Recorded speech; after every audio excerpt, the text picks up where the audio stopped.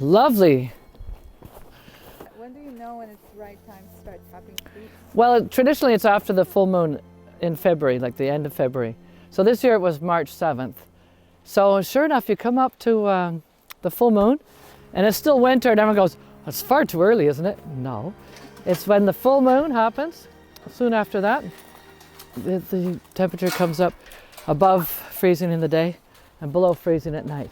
It was still a bit early then, but then we have to start tapping because we have to get ahead of it and have the holes in the trees and the buckets and lids on once it starts running. Because we put out about 600 buckets. And it's really nice because I see pictures from 60 years ago and you'll see it's like mostly cedar down here. But the maples were all nourished to grow over here. And this is all a new batch. Like these are all, like this is maybe 40 years old. That's kind of a young adult. And then you go to like a skinnier one like that. That's maybe 25 years old. Yeah, you can only put so many on a tree. Like this one we put 2 because it's a bit bigger. This one we only put 1. That is not a maple, but it looks like one, you see? So I'm surprised it hasn't been tapped. Quite often we tap wannabes. Yeah, you can tell. Make a mistake. Yeah, you can tell a maple by the bark. And you look up and you have like smooth silver branches at the top. I don't know if you could see that.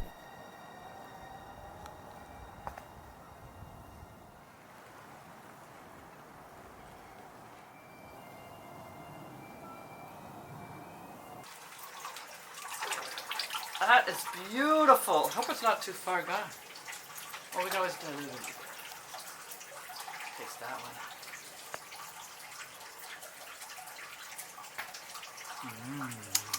Delicious.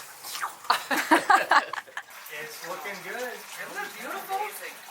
Smells amazing. Yeah.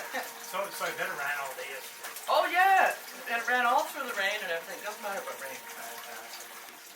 More fun for us. I think it's going to get cold tonight. Yeah, it's going to be below 0 tonight. This week's ideal weather. Fantastic. Yeah. Fantastic. Yeah, we lucked out.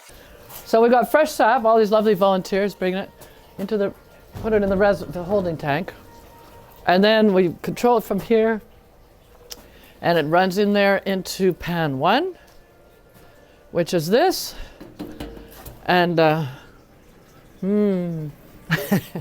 sauna. So then from here it flows with a floater control into pan 2 and gets further developed. It's about, well, it's 10 hours in pan 3. So it's probably altogether, I don't know, call it 14 hours to boil syrup from the beginning to the end. So you go from pan 1, pan 2, and we take it off from here into pan 3. It's 40 to 1 is the ratio. From 40 gallons of sap make 1 gallon of syrup. So then I got to get this pan going. Who taught you how to harvest? My dad. I learned from him. He was devoted to this.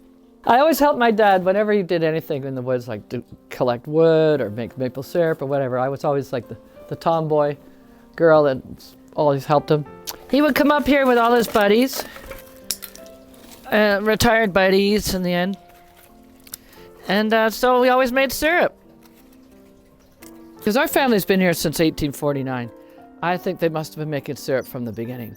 It just feels so good to do this. I mean, it's family and tradition to me is so important. So when my great-great-grandfather, R.W. Shepherd, established here, and then he started the Ottawa River Navigation Company with the steamboats going up and down the river, and that was a huge, sort of family establishment here, and I just feel that strength of that carrying on.